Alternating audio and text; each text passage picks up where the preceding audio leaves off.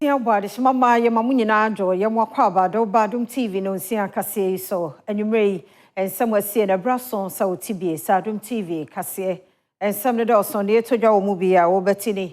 Private legal practitioner Martin Pegu, and they also do not know to movie. Or I can for Yata was for Befi, the Honsum no Ebebro. Yache, a hot war, Edionum, Emienu. National security, one other region now, one kwache more born for some name who do be a wooden tea, and I want say to me, I can't word me.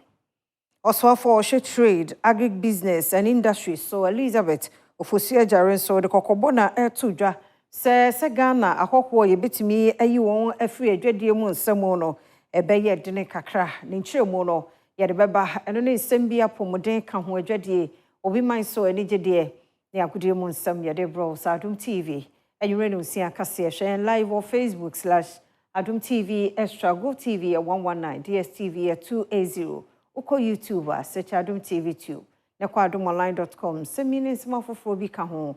Midi fear amankwa tamaklo. Say afia ni dia mientie said and some ninche mo ankasa etie. Private legal practitioner Martin Pegu donanwa tumo ebi aka. Arise Ghana picketing a 1 more year or US and then we see yatna ya. A woman Ghana more shese. Can you young to send me Ken for yata? Yan fanim refi and a cassamo no chema or for yata jume debia wodi war honing and a bano more ebea dinner. Then soon you mono on Bacoswa boha could say. And you know you didn't beba oh my Ghana.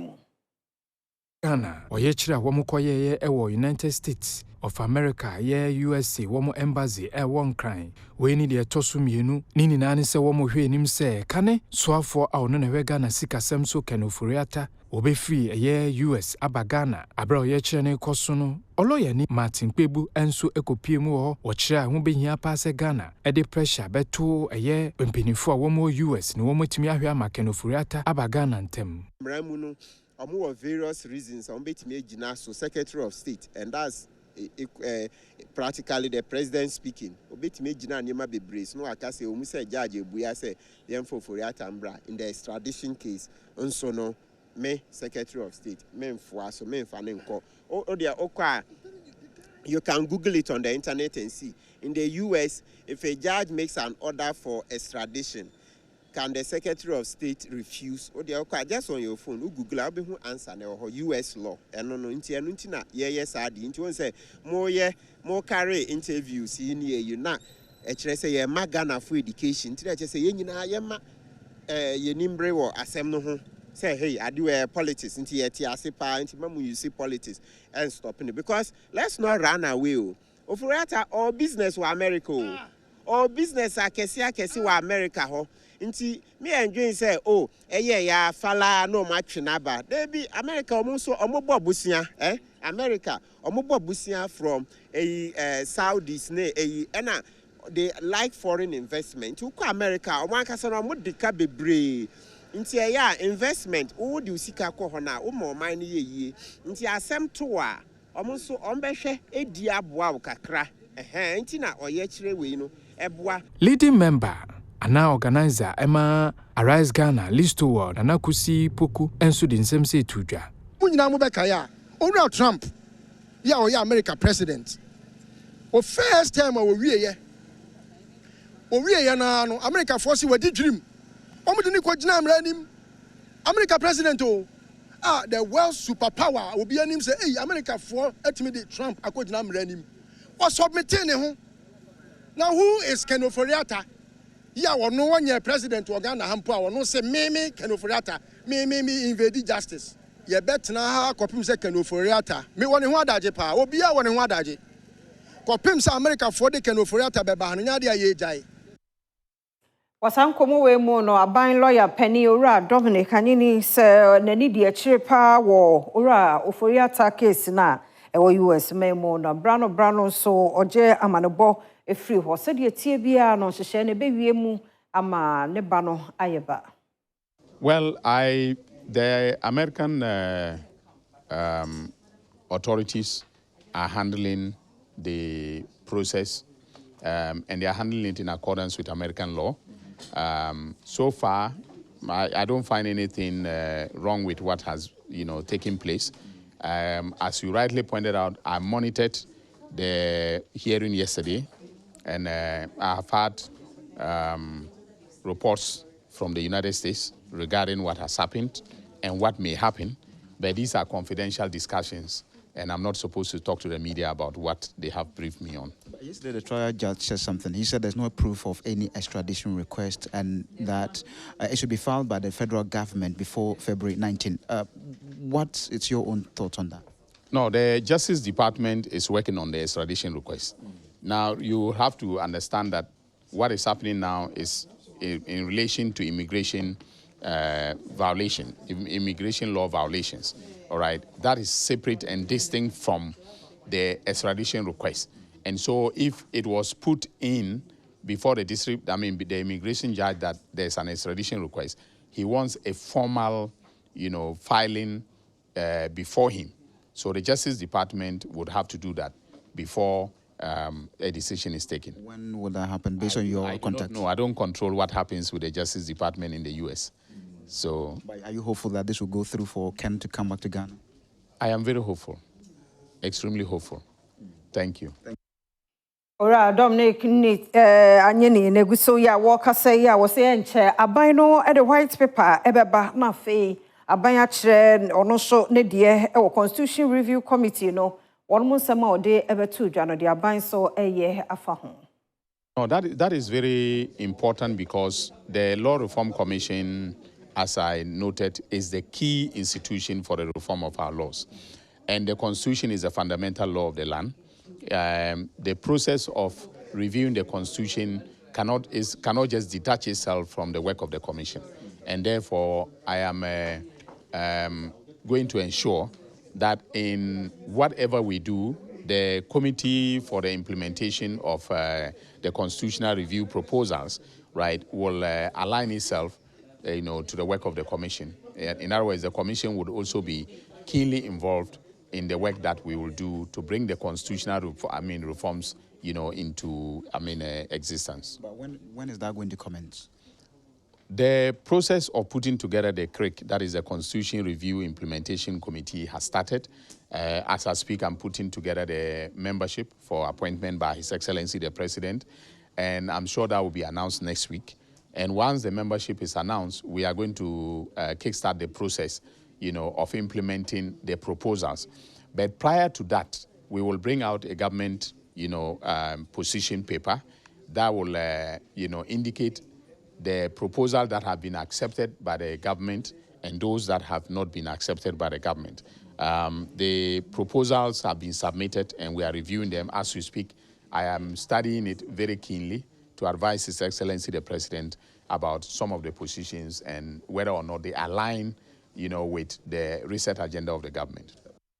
I am free san komunim na yebongra yansan foforo emo na nura na yenyina yete yes court ayese na agrada Patricia Evangelist Patricia Esiedua ontua empatasika 100,000 Ghana cedis emajum to ne Empress Gifty na enei the mmeranimu ni aba abontia ba bechiche mo Richard Asarbafo senya court ne share no na emom eye afanimienu Empress ene agrada wonte won ho ase se wo se ontua saa sika no ewo ka hodo a Empress Gifty abo ewo asem okan a entwa ye no.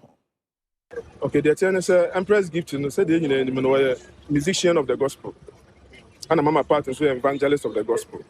It's a Christopher me no dey ntokwa betimi aba, but ntokwa ba ye betimi asisi. Enti ma me no koka asem bia Empress ebo anyoso. Empress hu ni say nsem no kan na gu ne ho fi. Enti odin kan de ne court na o say court no embo eye mama part ka 20 million Ghana cedis. No sa de ba ko be kan ho, ano so 20 million Ghana cedis. To cut two suits ni bomu a na Empress ehwehwe say court no be order eye agrada manetua 40 million Ghana cedis. That is 400 billion.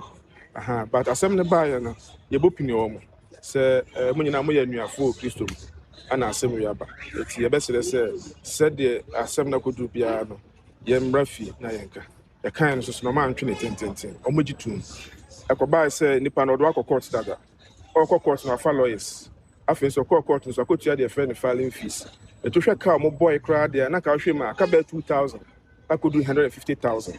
So yes, I'm say, and you say be a unique case cry. The moment you say asumdweba. It is about almost 150,000 there, and the moment you two. Na ba kono so hwe man. Initially na yede, but yesre ya no matiase. The 100,000 you tua na ye ade a ye tua for their legal fees and your more expenses. So now see say the court ordered us to pay the 100,000 in damages. Sana reporting it here, and that is wrong. The court never ordered us to pay 100,000 cedis in damages. Damages na normal pen, na come pay 400 billion in damages. I know they are trying and that's what my dear to me say no emaso. Sika you tua ma omo ye de pen so say the more for their legal fees and other expenses. Sanity. Court on semo no ano abutreka ne sima anche isade no kokopie mo e wo court. Na ne nyina no eye nsem bia na eboboba wo oguso eda aposifo eneduafie na fe prosecutor no so withdraw ensem no na chese foforo aso kakra nti na wo say omo efre no mpofiri mu no nto asa nkomo no so koba asa no penifo aye ne say general busumi ye wo mi de to so aduonu nsia on sanfa no mrebie na onto ansem na so Abutreka a ne ho nsɛm ɛbɛto dwa wɔmanfo esusu sɛ wɔne wɔmanfo edidwa ɛwɔ aman hodo so a wɔnam kwan bɔne so aposifo ɛkɔkye no wɔn de ne kopie mu ɛwɔ Accra High Court na we ana prosecutor ɛde to dwa sɛ na wɔn ɛhwɛ sɛ na asɛm no wɔn bɛtwe ɛde afi ɛyɛ district court sɛ wɔn ɛtwɛn sɛ wɔn ɛbɛyi ɛde afi hɔ no wɔbɛda soa awɔ ɛyɛ post station nanso no na alɔyafo ɛhwɛ sɛ enka wɔn ɛbɛtumi ɛyi ne afiri hɔ attorney general agye atum ɛyɛ nhyehyɛeɛ a wɔn hwɛ sɛ wɔn ɛbɛyi no nanso no wɔde atodwa sɛ abrantie wɔn nyaa ne koraa na wɔn ɛhwɛ sɛ wɔbɛgyina emra n'anim court no ehun sɛ application a wɔn de bɛto n'anim na ɛwɔ sɛ ɔhwɛm ehun sɛ efi ɛyɛ court ketewa ɛna aba kɛseɛ mu no wɔn ɛde asɛm no akɔhyɛ ɛyɛ January bosome no ɛyɛ 26 na hɔ ana wɔn bɛsan atena asɛm ne so. Osofo ya ohwe interior so de ato Ghana fo nyina animu se prepare ye ne nokwaredie bekoso wo security agencies recruitment a ekoso no emu na ene wono ankasa ebopini Ghana Prison Service recruitment and screening na ekoso eho no de sansemi etuja Emebunu a womo pe kwan akoye adwuma ewo Ghana Prison Service womo screening a ekoso no enene da eko na wieye de toso enan baby a megine eye Boster Center obepie mu ewo Ghana Prison Service a ene dey womo ebie centers mienu baako eye Mamobi Astrotef Center ana baako nso ewo mensani fan yebeduru ha no osoafo a ono ene hwe interior ho nsem Mohammed Mutaka Mubarak edi to just say wono de onimpa se nhihye a womo de gu akwan mu eyade a womo ma ho kwan ma obi enam kwati kwan so on qualify no sani pakro no ebewura eye Ghana Prison Service or the atudwa say womo ko nanim no womo se security agencies awodo no beka ono abom na screen ya womo eye no womo ahyemu kina enti ye de bosha ye hye Ghana fo nyina ne say under your man paying President Mahama ne leadership there ye behwe say process no be transparent from start to finish yen twakwana bia enti so obi tifie ne so or dada say oh who send this guy make ko hu panyin bi na ma ye minia or dada that will not happen obi oboko college ni bia na so obeko training bia na wa qualify say obi be wono de obetine fie form kra wonto na ebi beto form na o ma be di brei na be wie na ebe wie ase no na o mu de o mu yese o ho aye manti o mu nya kwan ko na obi a wonko sa process na obekwa me say eno de agency and director of prisons onwa enesan HR Alhaji Yahaya Ishak wachema Ghana for 70,000 ana womo apply eye afi ye nuanum mema ne ema womo apply for Ghana Prison Service this year e ko say 70,000 no obi aso ba ye mana konya tenase ne amano ensuo ya mane biscuit ene ya mandokodoko ye mpesa akwara bia beko ohaw mu na ewia nkola na on be qualify no bia benya message e won phone so say wa qualify if you are ye beye nsowe nso ye beye no ye beye online ye mfre obi asa on metna classroom no beye nsowe no ubenya na o phone so ubenya na o laptop so meeting at the prince so esiedu Adom news Adom no nsia kase na obi so hye na yenye nkrato na ye ba de wo hodoso ye beto aso Tiamo kwa baby me Adom TV enyumre no nsia kase na ohwe ne de mo koye nsem foforo emu GPLT task force ne won ma operation bi wo ablekuma me kase do bafo be dunum won ma kire won se omo agent aboa enikwa se wonje GPLT task force need one more pushing ya sheshe so ablekuma ne mpotemo na msoma driver fo edunumu ya kire won mo se eni ashintiade asese won mo jinkrofo no won mo de waje won de no ebrosa we na task force no echirima eka enema hodo won mo de gu akoma hwese ni adriver fo enhihye hodo won mo de gu akwanso na won mo edi so ne mum no enye se won ankasa ede won pe eye nema hodo a ense emfata ne we no abro na Adom kasema ne woni etwetwe enkomo na National Guards Commander e wo GPLTU Dermond Eko Gazy editor just say ni adora fo nche won sapomu nsuo sanse wa ebe kire wo sa hyentuade wo je abrose na sese wo je ne de obete wo no mo enka. An arrest that we have made now is about the unlawful entry. One, some of them do overcharged, and then some of them also do take short distance. Instead of going to maybe from Awoshi to Kaneshi, he will tell you he's going to Ablekuma or Anya, then he will drop you there, and then the same person will continue the same journey again. And this is why, especially these drivers here today, you are seeing, they are the short men which we have arrested now. But many of them say that, I mean, your officers did not have evidence to back this particular arrest. They say that, in fact, at the time they were arrested, they were not doing anything like short. My brother, will you believe if you have nothing doing, we can arrest you? Like some of the drivers are telling me now, he was going to purchase what they call it is roadworthy. Roadworthy doesn't concern anything at the lorry park, you see. So if you tell me you are going for a roadworthy, it is not justifiable.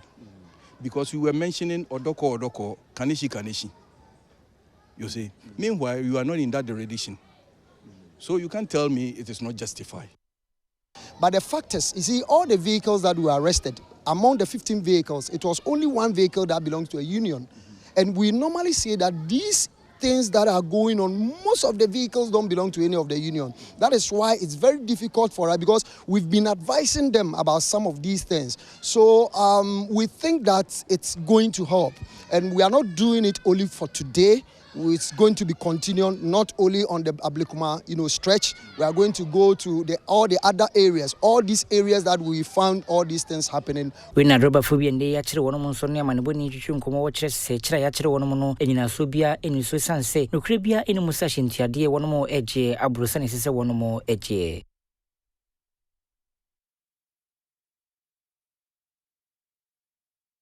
Nananom ne mpanimfo ye wo loba alagbati ewa Afajato South mensimu wo from Montemo se wo mu hia tentenene ede ma okuani mfie aduasa enum a ene enipa bi akum no hu no se ehu hia na ede hu ni huro nso aba ekuro ne mu. Nananom himfo ne mpanyimfo no mu lugba alapeti no ewo Afajato South mainstream mu wo from Montem ne mu eni na efre satentene ne wono mu hia bi ede ama opanyin bi na wodi mfinhia no aduasanuma no ye kuani a omanfo bi ekokum no we na ensentwefo nhimo de hyehyɛ so no hene ya wo mpotemu ho togbi aja adiakua wotoso enum enkasaye mu ede to just say eni senanema ekompanyimfo anhwanfo na ensi ho no ampa asemi epamasibra eyade be ha adwene paisanse eni wo bo mpotemu ho numa Speak today with a heavy heart, compelled to address a grave concern that has tarnished the reputation of our peaceful community. We are seized with grief and outrage over the senseless killings of our innocent citizens by individuals from our neighboring communities, precisely Fume, Abatime, Jokpe Old Town, and Jokpe New Town. Since my installation as chief in 1990, this is about a fourth of such incidents. And it is imperative that we sound the alarm. The previous incidents include the tragic murder of Akuma Kofi, a teacher trainee, then in Ameku. That is the Amejope Teacher Training College. Wofa sa konya no so san edito bambo dwuma eku ahodo nyina ene mu se ene wono mo hwa na bambo pampe wono mo fambe pimu ewo mbi ho se ne be ya nipa kunkuma ekoso ho na no betimi abrase no manfo nso tumi enya wono mo asomdwe. The arrest of the suspect, Kokwe Komla Pete, is a step in the right direction. But we will be vigilant to ensure that the case is prosecuted expeditiously. We urge all the police handling the matter to expedite the process and bring the matter to court without delay. We will work tirelessly to ensure that justice is served. Yanto akase no eso Lillian Jan ete Chantan Brono bi won kran ha nei wode ato mal 7 aposifo animo ese onua nani anti Victoria bena bodiwa ya sebi adweno eho atochema no wayira ya wo mo ehunu no nti ode adom eye posifo adom kase ensake. Lillian Jan ya ote Chantan ni fie ebenjwa ewo ho no ene obo posifo amane se ne soa ya friend Victoria abena boadiwa wayira mohwehwe no a wonhu na okirese maami sabi mpredwasa na dwunum eka ne kakra eno nti bra okoye se okwakoma na duane no ene wonom ka kire ne se we Fred ya omu enim baby a okro wonom akini Chantan ne nempotem baby biara ya esese wo fa bia wonom hunu maami eno nti obo posifo amane ya wo sede se omo moden na omwa na ohwehwe no na okirese obi biara wo hunu maami ya ne mfoni da hoyi ebetimi a friend no 0547 405700 0547405700 anase wetimi de na ko Achimota Mile 7 police station na akwakuja no obeda wase pa. Yato akase no eso president the Ghana Tourism Federation set okran na ene won modern hye foforo aba eba beboa machoba operators e won kran ha no wotimi ama hunidi ama patumi akoso ewo mia hodo awo. President the Ghana Tourism Federation set okran ene ede atudwa senchia hodo egu akwamu a wono no babehwe na choba aye wo maimu wono modern da ne me ani kakra winyina wono mo de yese ne be ya ene ebetimi ama omanfoso ni agye humpo se wono mo bo maimu a yen choba hodo wono mo beko akwakodidi anu nso benam so ama ne akwansra ho nsem wo maimu apagya no mo na sika nso ede aba omayi ebotum sanso na omanfo yi ebotum yen chobas ya frani choba from traditional caterers bim wo hormona even when you proper toilet facilities when you proper sanitary facilities or ye asifem nti tourists ne bagana ehu de opede wodi ye di ban bi ba wo sro de wodi a ebia nkonye because of environment ma wo ye the margin one nti azikro da menye do de mehwe de ye be redesign the chobas na wenya proper sanitary facilities ehu no bia betumi akohomo akudidi nti tourists ba krom ha onko ye de the 5-star hotels na those top places no pen na wo betumi didi wo ewo no sa fasa akonya no so de atudwa se nei esese wono mo hwe na nhihye wodo odigu akwamu se ne be ya trotro ni okada wodo na yenkwantimpo so no obeyi wono mo akọ ekwan foforo so se ne be ya yenkwantimpo so betumi ada ho ne ho no mo ayekama. We are the industry players, the private sector or the government yet say they suggest them ideas them now government area bold not take them policy there to relocate this and reduce okada and trotros to communities in the infancy Labadi for example trotros will only work within the towns of Labadi Obano inter districts now the buses will do that and we don't have to expand our road because the road infrastructure is already there and that will work. So we are ready to collaborate with the Ministry of Transport. We are ready to collaborate with every stakeholder to make sure that because as if there, this conversation is going on over the years. Government have tried, but it's not working. And not only for tourists, but also it affects the health of workers. Can you imagine you close at 5 p.m., you get home at 10 p.m.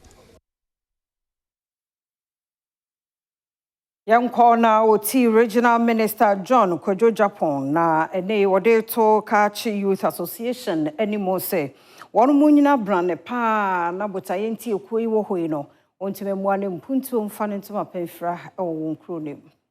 Otimantemuswafo John Kojo Japan eni ede to Kache Youth Association eni museni wonomu enyina brane emfa enkonkoden se ne beya wonomu so betimenya empuntuo ewo wonomu mantam no emu we no oswafo no ekyerede a enyade a empuntuo betimi akoso de biarada wabra emebuno enka ne sentis wonim se mebuno nyina ka won hobum na wonomu eye ne sa ebetimi aboa ma won botaye wonomu edru ho wode nsem wese tuja wabra ekoyi de won nsa hwekopie mu ewo na kacha na wonomu edwindwin kwa mantam no so betimi afa ne ntoma pa efra bigina mo e ba no e dem tunjuma bebre ba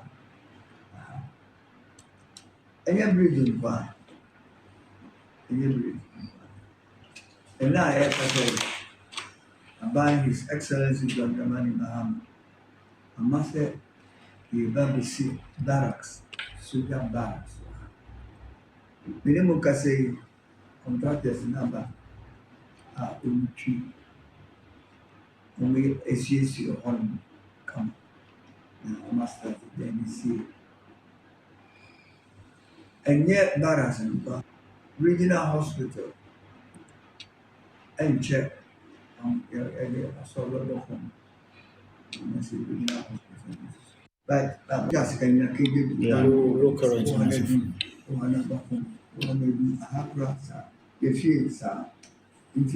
and my friend,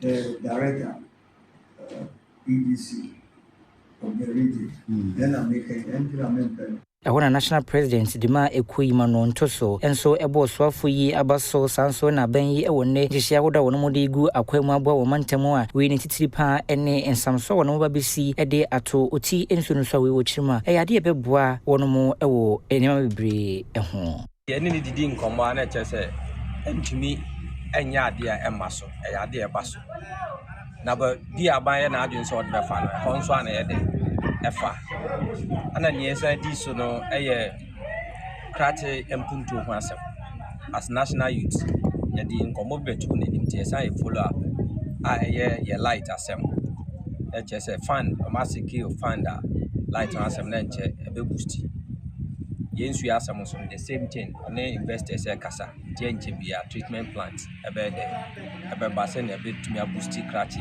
issue a yare ankiti a eba no no so da no aye ne wanya so bi escrow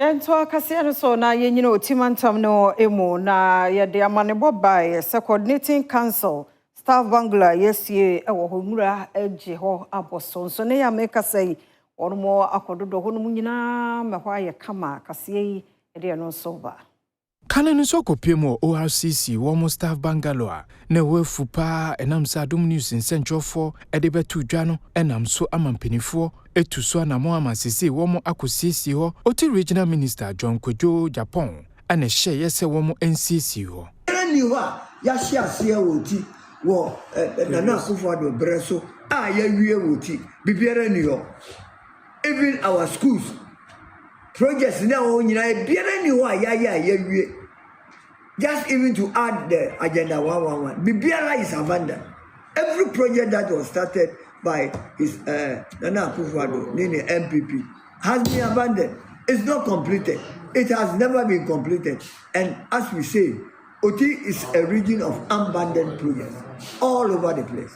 There's nothing that was started in that region that has seen the light of development or has seen the light of completion. Even your Oswafo ye ade adesede ato omampeni John Dramani Mahama nim se wonhwe se obeginem na project awodo a atwentwen so emere etwemu no wo betimi ahwe ayesa project ni nina ministers na are in charge for the various programs and then me ankasa ma call round all over the region and ya tabulate ya church ring na ato and a ministry biara oil concern ye dia akoma ministers ni bi ankasa so asoma nipa aba behwe abandon projects ni nyina omohu ni nyina enti omo ye ho adwuma ye be ko bon so maka machire chief director so on my sanya wani nyina ne yensan ko back His Excellency John Dramani Mahama so ontie ye sufre ye mori monti ye mani nyina aboy na me wajidie wonimu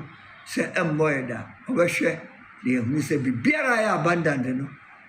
Say be ansana or no be free of one so na ya sese ni na oti de ntama pa. Ya chere ya ahoho aduonum mienu 52 foreign nationals na national security for na one northern region ID say adwumai abone fosam ton nipa de nipa yem kruto ne niam bi a wo yen serve fata na yensa aka won. National security mpenyimfo a wono ewo etifimantam no mu eni atukotenafo ya wofiri o manso abepe o manmu be se edunum mienu de ya kire wono mu a wenyina ye ne maboni bi a ode won ho ahyemu ani wonkruwa ayema eni mahudu bi ani enam so ma ya kire wono mu eni enipadwa wono mu edi sanso ena abefo kwan fa so bokro no eni sikansema eni wono mu mfa kwampa so na wono mu eye omanfo ya kire wo mu dumienu efri Ivory Coast mienu efri Liberia sanso ena eduasaba akode wonomo efri Burkina Faso emu emprempren de wonomo wo national security for akachia yihwimu ahodo wonomo de hyehyɛ so na wadane wonomo ediama immigration penyimfo no ahwe asade wonomo akonwoman eso.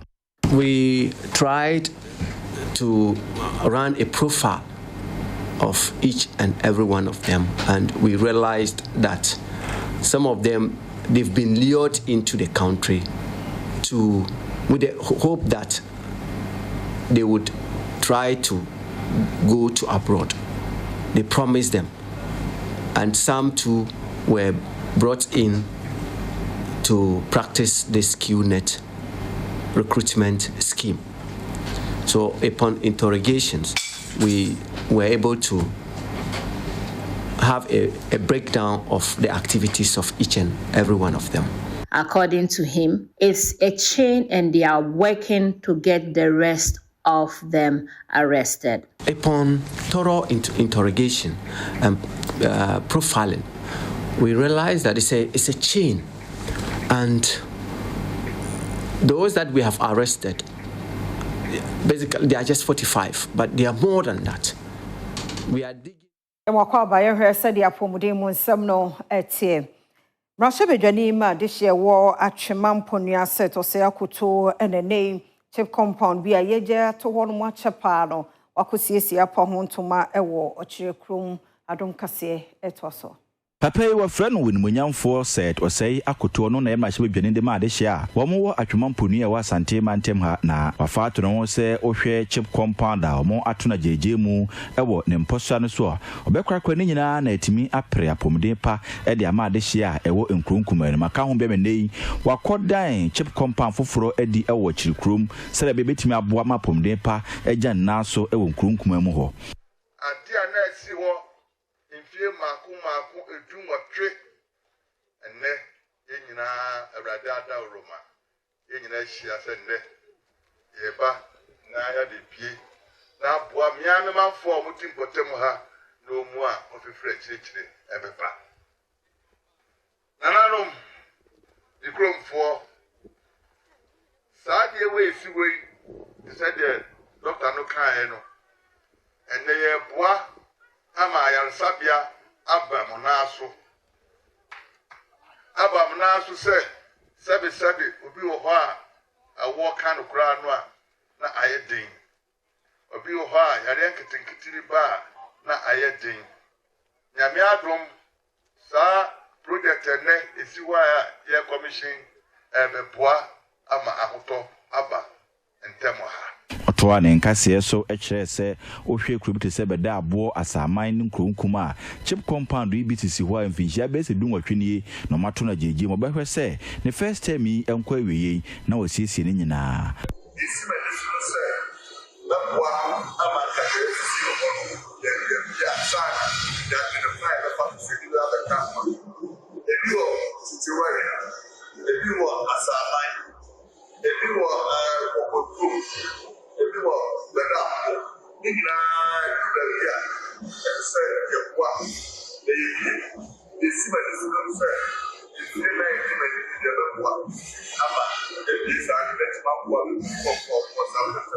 Said the judge some etie also for our share trade and agribusiness so Elizabeth Ofusu Ejare na ene okasa sebeye den se ahoho isusu se won mo agye Ghana adwuma ahodo na retailing adwuma no bi aboso yempam wo na be de nkyere se ubekom no na Ghana ni bi edieni ebunsem enie. Minister for Trade, Agribusiness and Industry, Elizabeth Fuse Jare, and they to just say, and some number from say, a month for few months, so one more a retail. A remedy woman move to and so as sano, we will chirima, and yet they will move to me, upon one in a dear few women, moon and so, and she shall do a good comma, a dear say, and a mrahodua, as she say, a diatua, a bogan amount for whom a buying a retail, you may dinimuno, a because I a pampes and a bear, one to me so no one assumed amono a dear doing Juma, Wabra Wakasa, a war. Government Accountability Series as say and was free and to just send some number from Musendi, a month for few months for Bejirito no Abosokrano and Yanokre, and sent your month for Emma Wonomo Inti San Semno. Ghana Automotive Development Policy to include EVs, 2- and 3-wheelers, so like bicycles and tricycles. This is because the Ghana Automotive Development Policy does not include EVs, and we know that EVs is the new child on the block, and so we need a policy to govern it. It is good, environmentally friendly, and it is cost effective. So we need a policy on that one to drive the EV zone. I want to just say, nay, and share how do one of the big Comus and Nevea, Ghana Mount for one Musso Nema Quine, our who do who a shall read to Jimmy Dimono, or movie Jai Sadi and Sunny Bear, ever Bobo one Ranka Sanso and home a buying. But we had a discussion, they agreed to work on it. I think that the people of Abosokai are working well with the Ministry of Trade, Agribusiness and Industry, and I must commend them and encourage them to keep on working with us to make sure that we get stable prices that reflect the gains that we have gained. I keep saying that Excellency John Dramani Mahama has worked well to stabilize the economy. The whole idea and the essence of this is for everybody in Ghana to benefit. Yankomra, the do so na good munsem etwaso. Yeah, that's so I'm akwawa Herebadum Cassia Brewedu. Somebody I can see and Sam Bromidina Dinyameba, Bernard Paribo Tree, Yashas and Ficrobia Kumase, Asante Kotokotun for Nana on Matemba and Casaso na Yanfansema Oho and Brown himself, my branch Albert Amo and Chair, and not Danny any editor Albert Gazia, a wall Libria ho, and no Cosse or Cotana Kensian so now so no Mentimo wants to be a PMAS band at that Bobo Kunisuntiama. Albert Amo Boni na Bosimo Wasabe Pim, or mine can be Pimo Kumase, Asante Kotokwaso, and ordinance to just say, Wumso Koya, and also Bawabano, when Mr. First round, no, I should go to Jonah de Makumasi, Asante Kotoko. Now, finish Minister, or yeah, no, and as one we no, and no better to Asole Makumasi, Asante Kotoko. I decided that I want to come back to Kotoko so that I will just finish my own, like everything that I started, so that I will be okay. Well, I think when you look at the table, it's not over. There are more matches to play, so I think there's nothing to give up. I think we are going to work very hard to make it to the top, as our supporters wanted us to do. So I'm really happy to be here so that we can work together as a team. Omuniano paying for a class of folk, one crying into a house of folk. Now, only so almost on Yamea do not do mama. Now, what you wear Legon Sports Stadium, Ghana Premier League match day 20, or money 11 wonders never pay so almost a ball Legon, so has air ball away. Almost a Benjamin Asarios, as a Black Stars goalkeeper, and I told you as a supporter, so Munya would tremor Machia and swim buoy. The way I the way I share that to you, my own come out to because too much is not coming now. We have a chance.